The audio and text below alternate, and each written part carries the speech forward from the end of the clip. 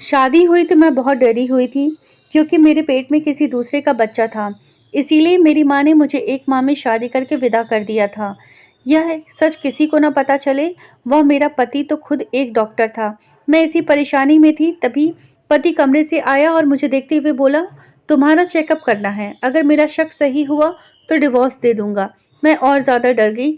लेकिन फिर पति ने अपनी डॉक्टरी के बैग से एक चीज़ निकाली कि मेरी आंखें फटी की फटी रह गई, क्योंकि वह मेरा नाम पारुल है और मैं एक छोटे से गांव में पैदा हुई। हम 5 बहनें थीं और बहनों में मेरा नंबर सबसे पहले था। बाकी चारों मुझसे छोटी थी। मेरे पापा की मृत्यु हमारे बचपन में ही हो गया था और उसके बाद जैसे तैसे करके मम्मी ने ही हमें पाला था। मेरी मम्मी पापा ने पसंद की शादी की थी और इसी वजह से मम्मी के माँ बाप और पापा के माँ बाप ने दोनों का बॉयकॉट कर दिया था। इसीलिए पापा के बाद मम्मी के पास सिवाय हम 5 बेटियों के कोई रिश्ता नहीं था। मेरे पापा पढ़े लिखे थे और अपनी ज़िंदगी में एक प्राइवेट नौकरी में थे, जबकि मेरी मम्मी कुछ खास पढ़ी लिखी नहीं थी। वह तो बस इंटर पास थी, क्योंकि जब वह इंटर में थी तो पापा के साथ भागकर शादी कर ली और फिर शादी के 2 साल बाद मैं पैदा हो गई। मम्मी घर और मुझ में मशरूफ़ हो गई और उनकी पढ़ाई हमेशा के लिए छूट गई। मम्मी ने एक बार अपनी ज़िंदगी की पिछली बातें बताई थी कि उनका जन्म एक जॉइंट फैमिली में हुआ था, जहाँ चाचा, बड़े पापा और उनकी पत्नी, बच्चे सब एक साथ रहते थे और उनकी फैमिली में एक लड़की और लड़कियों को बराबर ट्रीट किया जाता था और हर एक को उनकी अपनी ज़िंदगी के लिए पूरी आज़ादी दी गई थी। उनके पापा यानी कि मेरे नाना एक कंपनी में एक बड़े पद पर थे और उनके चाचा और बड़े पापा भी बड़े-बड़े बिजनेसमैन थे। घर में पैसों की कमी नहीं थी। सब एक दूसरे से जुड़े हुए थे और एक दूसरे से मोहब्बत करते थे। किसी किस्म का झगड़ा या दौलत का लालच किसी भी इंसान में नहीं था। सब एक दूसरे के भलाई चाहते थे। मम्मी ने बताया कि उनकी मंगनी बचपन में ही चाचा के दोस्त के बेटे निहाल से तय कर दी गई। निहाल के माँ बाप नहीं थे, इसीलिए निहाल मेरे ही घर में रहता था। लेकिन जैसे जैसे मम्मी बड़ी होती गई, उन्हें लगने लगा कि बचपन में जुड़े बेनाम रिश्ते किसी काम के नहीं, जब उन पर दिल ही ना धड़कता हो। मम्मी बताती कि उनके मंगेतर निहाल बचपन से ही बहुत शर्मीले किस्म के थे। वह किसी से ज़्यादा बात नहीं करते थे, लेकिन जैसे जैसे वह बड़े होते गए, उनके अंदर से शर्म की आदत निकल गई और वह एक अच्छे लड़के बनने लगे। मम्मी ने बताया कि फैमिली में सबसे ज़्यादा कोई गुड लुकिंग था तो उनके मंगेतर निहाल ही थे, लेकिन इसके बाद भी मम्मी को निहाल कभी पसंद नहीं आए थे। उनके घर का माहौल भी अच्छा था और फिर दोस्तों ने निहाल का नाम लेकर इतना छेड़ा कि उन्हें छोटी क्लास में ही पता चल गया कि वह उनके मंगेतर हैं। और फिर धीरे धीरे जब मम्मी और निहाल दोनों बड़े होते गए तो मम्मी को पता चला कि बचपन की मंगनी सिर्फ मंगनी तक ही नहीं है, बल्कि निहाल उनको पसंद करता है। सिर्फ पसंद ही नहीं करता, वह उनके लिए बहुत ज़्यादा पॉजिटिव भी है। और मम्मी को उनकी यही बात बुरी लगती थी। वह उनको लेकर बहुत जल्दी हाइपर हो जाते थे। मम्मी कहती कि अगर फैमिली में सबसे ज़्यादा डैशिंग निहाल था तो फैमिली में सबसे ज़्यादा गुस्से वाला भी निहाल ही था। उसका गुस्सा बहुत तेज था और कभी-कभी मम्मी को लगने लगता कि वह साइको है जो खुद के आगे किसी के बारे में नहीं सोचते। उन्हें मम्मी को उनके भाई से बात करना पसंद नहीं था और उन्हें रोकना अपना हक समझते थे। और एक बार तो उन्होंने मम्मी के चाचा के बेटे से झगड़ा कर लिया, और सिर्फ इसीलिए कि उसने मम्मी का हाथ यूं ही मजाक में पकड़ लिया था। मम्मी 10वीं क्लास में थी और वह 12वीं क्लास में, लेकिन गुस्सा इतना था कि वह 35-40 के जवान मर्द में भी ना हो। मम्मी बताती है कि उनके अपने माँ बाप यानी कि मेरे नाना नानी ने कभी भी उनको किसी बात के लिए नहीं रोका टोका था और हर तरह की आज़ादी दे रखी थी, लेकिन निहाल उन्हें कैद करके रखना चाहता था। वह किसी साइको आशिक जैसे थे जो अपनी माशूका को दुनिया से छुपाकर अपने घरों में रखना चाहते थे, चाहे माशूका का दम घुट जाए, और यही उनकी कमी थी। एक बार भाई से झगड़ा कर लिया तो घर वालों ने प्यार से समझाकर इग्नोर कर दिया और यहीं से उनकी हिम्मत बढ़ी और फिर उन्होंने मम्मी के हाथ तोड़ दिए, क्योंकि मम्मी उनसे बात करते हुए किसी पर मुस्कुरा दी थी। इस बार तो हद हो गई थी और मम्मी को निहाल से नफरत हो गई थी। निहाल की हरकतें किसी नॉर्मल इंसान की हरकतें नहीं थी और यही बात मम्मी ने जब चाचा से निहाल की इलाज करवाए, क्योंकि निहाल एक साइको पेशेंट है और इसमें सबकी जान को पहली बार मम्मी ने के चाचा ने मम्मी के मुंह पर थप्पड़ दे मारा और इसी बात से मम्मी की नफ़रत को हवा दे दी। इन्हीं दोनों निहाल का रिज़ल्ट आ गया था और साथ ही उसको अमेरिका की एक मेडिकल कॉलेज में स्कॉलरशिप ऑफर आई, तो मम्मी के चाचा ने उसे वहां भेजने की सारी तैयारी कर ली, जबकि वह जाना नहीं चाहता था। और जब गया तो जाते हुए सब भाई को वार्न करके गया कि कोई भी मम्मी के आसपास नजर ना आए। निहाल से सब भाई इस कदर डर गए थे कि अब वह मम्मी के आसपास भी नजर नहीं आते थे। यूं मम्मी अकेली और तन्हा हो गई थी। हर गुजरते लम्हा उनके दिल में निहाल के लिए नफरत की जगह मजबूत कर देता। मम्मी इन दिनों 10वीं में थी और इन्हीं दिनों मम्मी की क्लास में एक नई लड़की का एडमिशन हुआ था। मम्मी इस लड़की से, जिसका नाम मेघा था, उससे अच्छी दोस्ती हो गई थी और इसी दोस्ती के जरिए मम्मी की मुलाकात मेरे पापा से हुई। मम्मी कि वह दोस्त मेघा मेरे पापा की बहन यानी कि मेरी बुआ थी। मेरे पापा उन दिनों पीएचडी कर रहे थे और मम्मी से उम्र में बहुत बड़े थे, लेकिन पहली नज़र की मोहब्बत ने मम्मी पापा दोनों के दिल में डोरे डाल दिए और यूं तक मैच्योर इंसान एक कम उम्र की लड़की की मोहब्बत में बह गया। मेरे पापा बहुत शांत स्वभाव के अच्छे इंसान थे और मम्मी को बहुत अच्छे लगने लगे थे और वह पापा के साथ ज़िंदगी गुजारना चाहती थी। मम्मी ने मुझे बताया कि जब तुम्हारे पापा ने मेरे लिए रिश्ता मेरे घर भेजा तो मेरे माँ बाप और ख़ास तौर पर चाचा तो आग बबूला हो गए थे। एक तो मैं निहाल की मंगेतर थी, ऊपर से तुम्हारे पापा मुझसे उम्र में भी काफ़ी बड़े थे। मेरे घर वालों को इतना ऐतराज़ था कि उन्होंने तुम्हारे पापा के माँ बाप यानी कि तुम्हारे दादा दादी को खूब बेइज्जत किया और इस बेइज्जती की वजह से तुम्हारे दादा दादी भी अब कुछ भी हो जाता और मेरी और मेरे घर वालों की शक्ल भी देखना नहीं चाहते थे। लेकिन मैं और तुम्हारे पापा यूं ही घर वालों की वजह से अपनी मोहब्बत की कुर्बानी नहीं दे सकते थे।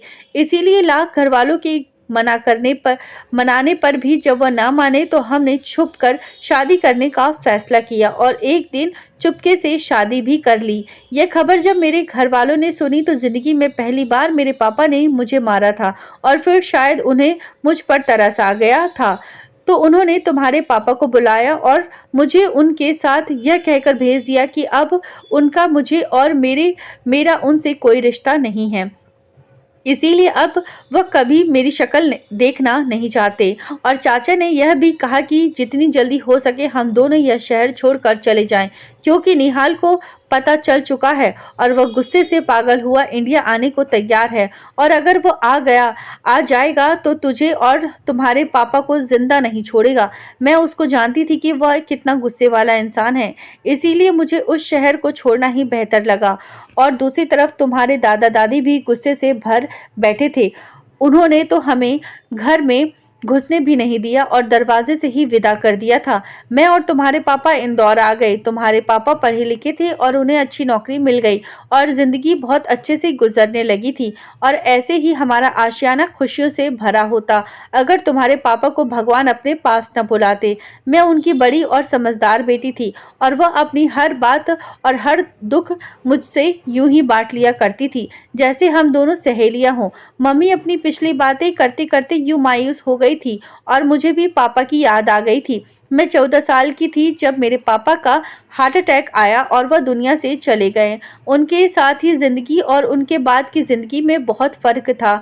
उनके साथ की जिंदगी रंगीन और खूबसूरत थी और उनके बाद ऐसा वक्त भी आया जब हम खाने को तरस गए थे और तब मम्मी ने लोगों के घरों में काम करना शुरू कर दिया। हम 5 बेटियों को पालने लगी। पहले मम्मी के पापा और फिर मेरे पापा ने उन्हें फूलों की सेज पर रखा था। अब हम कांटों पर पड़े थे तो तकलीफ तो हो रही थी, लेकिन मम्मी यूं ही मेहनत करती रही और हम बड़े होते गए। मुझे मम्मी ने दोस्त समझकर सब बताना शुरू किया तो मुझे डिप्रेशन में पढ़ाई में मन उचट गया। मैंने मम्मी से कह दिया कि वह अपनी पढ़ाई की मेहनत की कमाई मुझ पर खर्च ना करे। मैं पढ़ नहीं सकती। पढ़ाई छोड़कर मैंने एक फैक्ट्री में नौकरी पकड़ ली जहां से मुझे 15,000 मिलते थे। मैं जब मम्मी के हाथ पर इन पैसों को रखती तो उनके चेहरे पर छाई खुशी देखकर वह फिर सुकून हो जाया करती थी। मुझसे छोटी बहनें पढ़ाई में काफ़ी अच्छी थी और दूसरे नंबर वाली बहन ने तो मैट्रिक में टॉप किया था और फिर उसका एडमिशन अच्छे और बड़े कॉलेज में हुआ था। मेरी सब बहनें पढ़ लिख कर बड़े कॉलेज में हुआ था। मेरी सब बहनें पढ़ लिख कर कुछ बनना चाहती थी और मम्मी की मेहनत को खराब नहीं जाने देना चाहती थी। मम्मी भी हम सबसे बहुत मोहब्बत करती थी और भरोसा करती थी, लेकिन एक दिन फिर सारा भरोसा टूट कर ख़त्म हो गया और उनकी सारी ज़िंदगी की मेहनत एक पल में ख़त्म हो गई थी और इसे ख़त्म करने वाली मैं थी। मैंने उनकी मेहनत को मिट्टी में मिला दी थी, जिन्होंने अपनी जवानी में हमें सँवारने पर गुज़ार दी थी। मुझसे गलती नहीं बल्कि एक भयानक पाप हो गया, ऐसा पाप जिनकी माफ़ी नहीं थी। मेरे उठा एक गलत कदम ने मेरी बहनों का भविष्य खतरे में डाल दिया और मेरी माँ का सब बहनों से भरोसा खत्म करवा दिया।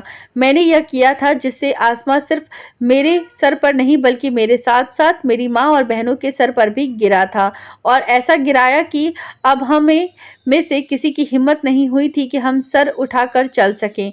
हुआ कुछ यूं था कि मैं जिस कंपनी में काम करती थी उस कंपनी में एक गौरव नाम का लड़का था, भी ऊंचे पोस्ट पर काम करता था और मुझे देखकर मुस्कुराया करता था। शुरू-शुरू में मुझे उस पर गुस्सा आता था और मुझे वह अजीब लगता था, लेकिन फिर धीरे-धीरे मैं उसके मुस्कुराने की आदी हो गई। मगर उसने मुझसे अभी तक कोई बात नहीं की थी, लेकिन मुझे लगने लगा कि मेरी कहानी भी बिल्कुल मेरी माँ की तरह होगी, क्योंकि मैं 17 साल की थी और गौरव लगभग 35 साल का था, लेकिन उसकी ड्रेसिंग और डैशिंग दोनों देखने लायक थी। वह बहुत ही स्मार्ट और हैंडसम था और कंपनी की हर लड़की उसे देखकर स्माइल करती थी, लेकिन वह सिर्फ मुझे देखकर मुस्कुराता था। इस बात ने मुझे ज़रा मगरूर कर दिया। कुछ दिन गुजरे तो गौरव ने यूं ही आते जाते मुझसे बात करनी शुरू कर दी, जो कुछ दिन में बहुत सारी बातें तक आ पहुंची थी और फिर थोड़े ही वक्त में हम दोनों एक दूसरे के करीब हो गए थे और अब वह रोज़ मेरे लिए एक गिफ्ट लाया करता था और मैं मम्मी से कहती कि मेरी दोस्त ने दी। मम्मी को अपनी बेटियों पर खासकर मुझ पर बहुत ज़्यादा भरोसा था। वह मेरी बात पर यकीन कर लिया करती थी और मैंने भी सोच लिया था कि जैसे ही गौरव मुझसे अपने दिल की बात करेगा तो मैं मम्मी से बात कर लूँगी और मुझे यकीन था कि मम्मी मेरे साथ वह हरगिज़ नहीं करेगी जो उनके साथ हुआ था। वह मेरी खुशी के लिए कुछ भी कर सकती थी और मेरी पसंद की शादी तो करवा ही सकती थी। मेरी मम्मी ने यही सिखाया था कि मोहब्बत करने में कोई पाप नहीं, तो मुझे यकीन था कि उनको कोई एतराज़ नहीं होगा। मैं इन दिनों बहुत खुश थी कि बल्कि मैं हवाओं में उड़ती फिरती थी। एक डैशिंग और इतना अमीर आदमी मुझ पर फिदा था, लेकिन फिर मुझसे एक बहुत बड़ी गलती हो गई। मैं मोहब्बत में बहक गई और एक पाप कर बैठी, ऐसा पाप जो सारी जिंदगी तड़प पाने को काफ़ी था। हुआ कुछ यूं था कि मेरा बर्थडे था। हालात तंग होने के बावजूद भी मेरी मम्मी ने मेरे लिए बर्थडे केक लाया और मेरी बहन ने चंद मिनट में ही बर्थडे थीम तैयार कर दी। हम माँ बेटियों ने इस दिन बहुत मस्ती की थी और मैं इस खुशी में बहुत खुश हो रही थी, क्योंकि गौरव ने कहा था कि उसने कल मेरे लिए एक सरप्राइज़ प्लान किया है और इस सरप्राइज़ में मुझे अपने दिल का हाल सुनाएगा। कल के दिन यानी कि कल के लिए मैं बहुत बेकरार थी और फिर सारी रात जागकर मैंने कल होने का इंतज़ार किया और फिर अगले दिन मैं अपने घर से कंपनी के लिए निकली, लेकिन कंपनी नहीं गई बल्कि गौरव के बताए हुए पार्लर पर गई, जहां मेरी अपॉइंटमेंट गौरव से ने पहले ही से ही ले रखी थी और फिर 4 घंटे की मेहनत के बाद ब्यूटिशियन ने मुझे परी बना दिया था। मुझे आईने में खुद को देखकर भी यकीन नहीं आ रहा था कि मैं यह हो सकती हूँ, क्योंकि मैंने कभी खुद पर ध्यान ही नहीं दिया था। ब्यूटिशियन का मेकअप और डिज़ाइनर महंगी घेरदार फ्रॉक में मैं आसमान से उतरी परी लग रही थी और यह सोचकर तो मैं शर्मा गई कि गौरव देखेगा तो देखता ही रह जाएगा। थोड़ी देर बाद वॉचमैन ने आकर मुझे बताया कि गाड़ी मुझे लेने आई है। मैं बाहर आई तो एक चमचमाती हुई महंगी कार बाहर खड़ी थी। ड्राइवर ने भागकर मेरे लिए दरवाज़ा खोला और मैं गाड़ी में बैठ गई। गौरव मुझे लेने नहीं आया था, मतलब सरप्राइज़ बहुत बड़ा था। कुछ देर के सफ़र के बाद मैं शहर की रौनक से हटकर एक खूबसूरत और शांत जगह पहुंची थी।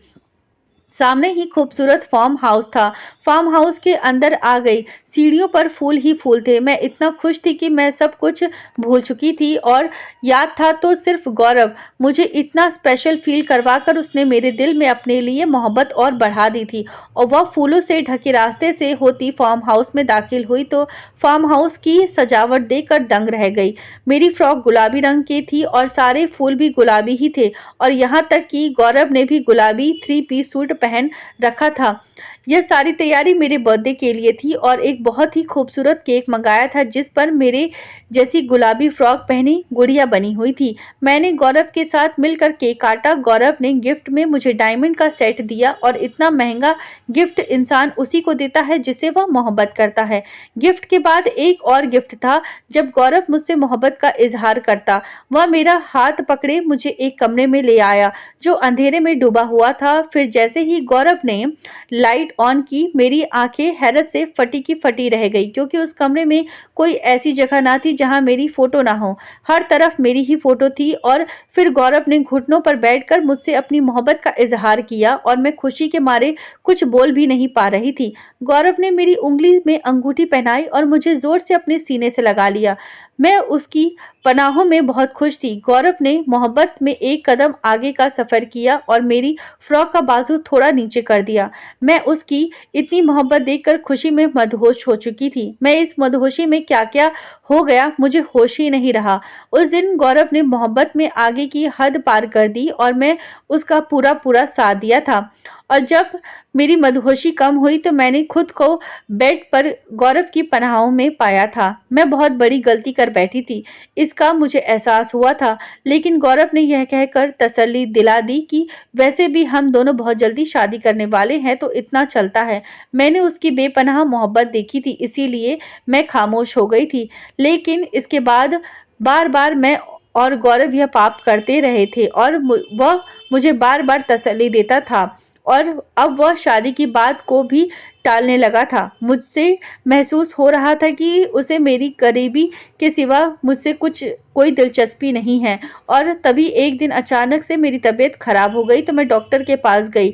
डॉक्टर ने मेरा चेकअप करने के बाद जो बात मुझे बताई, उसने मेरे पैरों तले से जमीन निकाल दी थी। डॉक्टर ने बताया कि मैं माँ बनने वाली हूँ। मैं यह बात बताने के लिए गौरव के घर गई, लेकिन उसके फ्लैट पर ताला लगा हुआ था। जब मैंने उसके पड़ोसी से पूछा तो पता चला कि वह तो चंद दिन पहले ही यहाँ रहने आया था और अब जा चुका था। लेकिन मैं खुद को तसल्ली दे रही थी कि गौरव मेरे साथ ऐसा नहीं करेगा, वह वापस आएगा। मैं उसका फोन मिला कर थक चुकी थी, लेकिन उसका नंबर स्विच ऑफ आ रहा था। मेरी परेशानी दिन ब दिन बढ़ती जा रही थी और मेरा वजन भी बढ़ रहा था। मैं किसी को यह बता नहीं सकती थी और अगर मम्मी को पता चल जाता तो मुसीबत आ जाती और मुसीबत को एक न एक दिन आना ही था। तो मुसीबत आ ही गई। मम्मी ने मेरे बैग में मेरी टेस्ट रिपोर्ट देख ली और इस दिन मैंने उनके भरोसे का खून कर दिया था और वह रोते हुए यही कह रही थी कि मैं उन्हें बता देती तो वह इज्जत से मुझे रुखसत कर देती। यह सब तो ना देखना पड़ता, लेकिन यह सब हो चुका था और मैं मम्मी से माफी मांगकर थक चुकी थी। लेकिन मम्मी ने मुझसे मुंह मोड़ लिया और बहनों पर भी इतनी पाबंदियां लगा दी थी कि वह मुझे भी देखना नहीं चाहती थी। मम्मी ने मुझे ठिकाने लगाने का सोचा और रिश्ते वाली आंटी को रिश्ता लाने को कहा, चाहे किसी अंधे लंगड़े लूल्हे का ही क्यों ना हो। और आंटी मेरे लिए रिश्ता भी ले आई, जिसे मेरी मम्मी ने बिना जांचे परखे और बिना लड़के के को देखे हाँ कह दी थी और फिर मेरी शादी करवा कर बिना मुझसे मिले मुझे घर भेज दिया। यहाँ तक कि उन्होंने ना खुद अपने दामाद को देखना जरूरी समझा और न मुझे दिखाया। आंटी के साथ मैं दुल्हन बनी अपने पति के घर आ गई थी। आंटी शायद मेरे पति को जानने वाली थी। वह मुझे कमरे में बिठाकर जा चुकी थी। मैं वैसे ही बहुत ज्यादा डरी हुई थी। मेरे पेट में किसी दूसरे का बच्चा था और अब मैं किसी की पत्नी थी।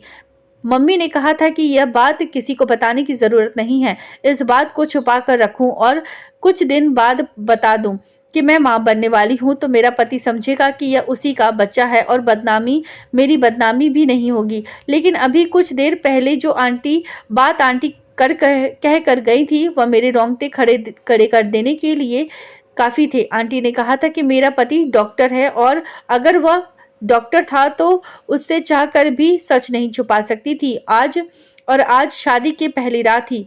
मेरी हकीकत उसके सामने खुल जानी थी। उसी वक्त कमरे का दरवाजा खुला और मेरा पति अंदर दाखिल हुआ। मेरा दिल धक धक कर रहा था। चेहरे पर कोई रंग आ जा रहे थे। मेरे हाथ पैर कांपने लगे थे। मेरा पति आया और उसने जो बात की उससे मेरे चेहरे का रंग फीका हो गया था, जैसे मैं मर चुकी थी। मेरे पति ने कहा कि वह मेरा एक टेस्ट करेगा क्योंकि उसे मेरी हालत देखकर मुझ पर शक हो रहा था। जैसे जैसे जल्दी जल्दी मैं में शादी हुई थी तो कोई पागल ही भी समझ सकता था कि ज़रूर कुछ गड़बड़ है, इसीलिए वह मेरा टेस्ट करेगा और जैसा वह समझ रहा है अगर वह सच हुआ तो वो मुझे डिवोर्स दे देगा। मुझे कुछ समझ नहीं आ रहा था कि मैं क्या करूं। मैं बुरी तरह से फंस चुकी थी। मुझे फिर से अपनी दूसरी बड़ी गलती का एहसास हुआ जो मैंने शादी करके की थी। मुझे शादी ही नहीं करनी चाहिए थी, इससे अच्छा तो मैं सुसाइड कर लेती और फिर सबके लिए सब कुछ ठीक हो जाता। लेकिन अब सब कुछ खराब होने वाला था क्योंकि जैसे ही वह टेस्ट करता मेरा सच सामने आ जाता और फिर वह मेरे साथ क्या करता यह मैं भी नहीं जानती थी। मैं डर से खुद में सिमटी बेड पर बैठी थी। मेरा पति अलमारी से अपना डॉक्टरी का बैग निकाल कर लाया। मेरे दिल की धड़कनें की रफ्तार तेज होती गई और मैं जान चुकी थी कि आज मुझे बदनामी और मौत से कोई नहीं बचा सकता क्योंकि मेरी डिवोर्स होती और फिर सीधा मुझे जिंदगी को अलविदा कह देना था। क्योंकि इसके सिवा मेरे पास कोई और चारा ही नहीं था। मेरे पति ने अपना डॉक्टरी का बैग मेरे सामने बेड पर रखा और फिर उसे खोलकर सबसे पहले जो चीज़ उसने निकाल कर मुझे दिखाई, मेरी आंखें हैरत से फटी की फटी रह गई क्योंकि वह तो मेरी और गौरव की फोटो थी और वह भी ऐसे वक्त की जब मैं गौरव के धोखे की मोहब्बत समझकर बह गई थी और मैंने खुद को उसके हवाले कर दिया था। मेरे पति ने वह फोटो मेरे सामने फेंकी और फिर बैग से कुछ निकालने लगा और कुछ देर बाद उसने बैग से एक चमड़े की तरह की कोई चीज़ निकाली और अपने चेहरे पर पहनी। फिर तो मेरे पैरों तले ज़मीन निकल गई क्योंकि मेरे सामने गौरव नहीं खड़ा था बल्कि उसका मुखौटा था जो मेरे पति ने अपने चेहरे पर लगाया था। उसने चेहरे वाला मास्क उतारा और ज़ोर से हंस पड़ा और फिर जब उसने मुझे अपना नाम बताया तो मेरे ऊपर एक और बम गिरा। उसका नाम निहाल था, डॉक्टर निहाल। वह मम्मी का मंगेतर था जिसने मम्मी से बदला लेने का यह तरीका निकाला था।